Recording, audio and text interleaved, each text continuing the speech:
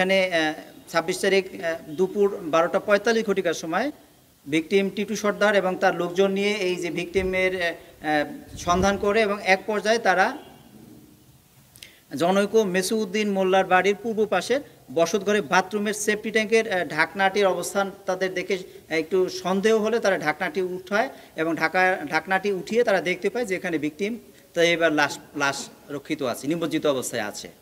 তো এই ঘটনার পরপরই যখন থানা পুলিশকে খবর দেওয়া হয়, তো আমাদের থানা পুলিশের একটি টিম ঘটনাস্থলে উপস্থিত হয় এবং ভিকটিম তো এবার লাশ সেই সেপটিক ট্যাঙ্ক থেকে উদ্ধার করে উঠিয়ে নিয়ে আসে এবং তার ওখানেই তাৎক্ষণিকভাবে আমরা সুরতহাল প্রতিবেদন প্রস্তুত করি এবং যেটা দেখা যায় যে ভিকটিমের গলায় একটি পুরাতন ব্যবহৃত ব্লাউজ, মহিলাদের ব্যবহৃত একটি ব্লাউজ পাওয়া গিয়েছিল।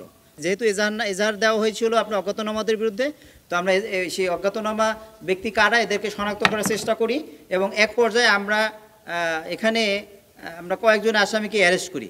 যেমন আয়শা খাতুনকে অ্যারেস্ট করি আমরা, অর্থাৎ ওই ভিকটিমের চাচি হয়, তারপরে হলো নাসিমা বেগম, আর হলো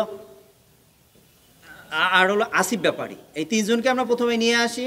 তো নিয়ে আসার পরে আমরা নাসিমা বেগম বিজ্ঞ আদালতে একটি কার্যবিধি ১৬৪ ধারায়, ফৌজদারি কার্যবিধি ১৬৪ ধারায় একটি জবানবন্দি প্রদান করে এবং সেখানে সে হত্যাকাণ্ড ঘটনা সম্পর্কে বেশ কিছু তথ্য আমাদেরকে দিয়েছে এবং এক পর্যায়ে আমরা নাসিমার দেওয়া স্বীকারোক্তির মোতাবেক আমরা শাহনাজ বেগম, যে বাড়ি থেকে মূলত এই লাশ উদ্ধার করা হয়েছে, শাহনাজ বেগম স্বামী হলো দেলোয়ার মোল্লা, তো তাকে আমরা গ্রেপ্তার করি এবং গ্রেপ্তার করার পরে সে ঘটনার সংক্রান্তে প্রাথমিকভাবে একটা আমাদেরকে ধারণা দেয় এবং সে স্বীকার করে যে কি হয়েছে এবং তার স্বীকারোক্তি মোতাবেক যে ভিকটিম তৈয়বার কানের দুল ছিল, তো সেই দুলটি সে স্বীকার করে যে সে বালার বাজারে অবস্থিত একটি স্বর্ণের দোকানে সেটি বিক্রি করে দিয়েছে ১৮,৩০০ টাকায়।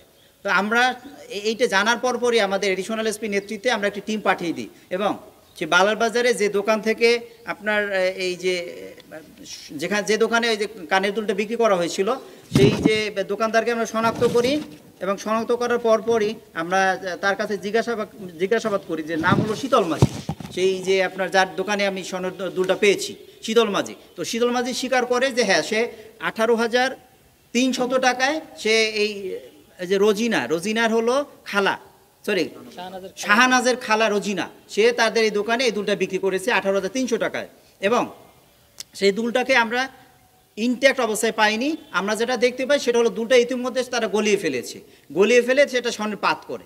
তো সেই স্বর্ণের পাতটাকে আমরা উদ্ধার করি এবং সেটা আপনাদের এক্সিবিশনের জন্য আমরা এখানে রেখেছি। আপনারা একটু যদি দয়া করে করেন, আপনারা কি সরে যান তাহলে ওনাটা দেখতে পাবেন। এখানে আমরা রেখেছি, স্বর্ণের দুলটা রেখেছি এবং এই ঘটনায় যে ১৬৪ ধারায় দুইজন সাক্ষী এখানে জবানবন্দি দেয়। একজন হলো সাক্ষী রোজিনা বেগম, অর্থাৎ যিনি এই শীতল মাঝির দোকানে সে এই স্বর্ণের এই অলঙ্কারটা বিক্রি করেছে এবং সেই শীতল মাঝি নিচে, অর্থাৎ যিনি যে বিক্রেতা দোকানদার, সে কিন্তু স্বীকার করেছে যে হ্যাঁ এইটা আমার দোকানে বিক্রি করেছে এবং আমরা সেটা কিন্তু উদ্ধার করি এবং সেটা জব্দ তালিকা বলে ইতিমধ্যে জব্দ করেছি। তো এই ঘটনার প্রেক্ষিতে আসামি শাহনাজ বেগম, স্বামী দেলোয়ার মোল্লা, সে বিজ্ঞ আদালতে বিস্তারিত 164 করে, অর্থাৎ কার্যবিধির ১৬৪ ধারায় সে দোষ স্বীকারোক্তিমূলক একটি জবানবন্দি দেয় এবং সেই জবানবন্দির ভিত্তিতে আমরা জানতে পারি যে মূলত এই যে আয়শা খাতুন স্বামী শাহান শাহ, এর সাথে এই যে টিটু মাতবর, এদের একটা পারিবারিক একটি দ্বন্দ্ব আছে এবং পূর্ব থেকে এদের ঝামেলা ছিল বিভিন্ন বিষয় নিয়ে। তো এইটা একটা ক্ষোভ ছিল এবং একই সাথে এই যে শাহনাজ বেগম, যার বাড়িতে খুন হয়েছে, এরা পরিকল্পনা করে মূলত এই যে ২৬ তারিখে এই ঘটনাটি ঘটায়। ২৪ তারিখ সন্ধ্যায় কিছুক্ষণ আগে একে ভিকটিম তৈয়বাকে তারা হত্যা করে এবং হত্যা করে এক পর্যায়ে লাশ সেফটি ট্যাঙ্কের ভিতরে ফেলে দেয়। তো আমরা মোটামুটি মামলাটি পুরোটাই শনাক্ত করতে এখানে সক্ষম হয়েছি। শুধুমাত্র আমাদের এখানে একটি বিষয় আমাদের কাছে একটু কনফিউশন আছে। এই 164-এ দুইজন ব্যক্তির নাম আছে, এখানে ছেলে নাম আছে। একজনকে আমরা অ্যারেস্ট করেছি, আসিফ ব্যাপারীও এখানে বলা হয়েছে যে সে যখন হত্যা করা হয় তার পা চেপে রেখেছিল। দুইটা 164 এখানে এসেছে এবং আরেকজন ব্যক্তির কথা এসেছে। আমরা এই একমাত্র আমাদের দুর্বলতা এই ব্যক্তিটাকে আমরা এখন পর্যন্ত আমরা করতে পারিনি। তো আমরা চেষ্টা চালিয়ে যাচ্ছি। আমরা আশা করি অচিরেই যে যে দ্বিতীয় যে পুরুষ ব্যক্তি আছে তাকে আমরা শনাক্ত করতে সক্ষম হব এবং আমরা তাকে অ্যারেস্ট করতে পারবো, এটা আর কি। তো আমরা যেটা মনে করি যে এই মামলাটি নিয়ে আমাদের স্থানীয়ভাবে অনেক ধরনের বক্তব্য এবং পাল্টা পরস্পর বিরোধী বক্তব্য এখানে এসেছে। তা আমরা ক্লিয়ার করতেছি আপনাদের মাধ্যমে যে আমরা এই মামলাটি অত্যন্ত গুরুত্ব দিয়ে এবং একটি চাঞ্চল্যকর এবং ক্লুলেস হত্যাকাণ্ড, এবং একই সাথে এখানে ভিকটিম হল নাবালিকা, একেবারে অল্প বয়স্ক, 6 বছর বয়স, তার বিষয়টিকে আমরা মাথায় রেখে আমরা তদন্ত করেছি এবং আমরা চেষ্টা করেছি 100% নিরপেক্ষতা বজায় রাখার জন্য।